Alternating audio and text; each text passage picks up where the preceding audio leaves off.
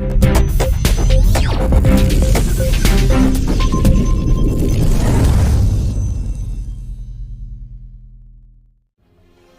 बेरोजगार मानव समितीची सभा संपन्न। महाराष्ट्र बेरोजगार मानव समितीची यवतमाळ जिल्ह्यातील घाटंजी शहरात दिनांक 11 मे रोजी विश्रामगृहात संपन्न झाली।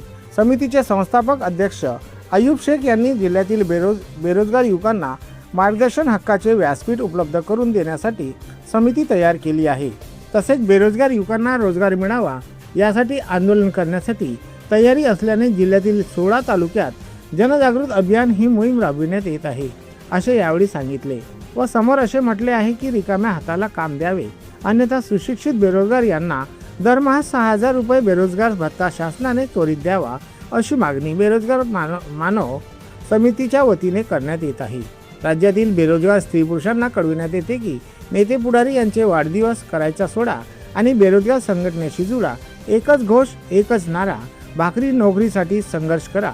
यावेळी घाटंजी तालुक्यातील महाराष्ट्र बेरोजगार मानव समितीचे पदाधिकारी व कार्यकर्ते मोठ्या संख्येने उपस्थित होते।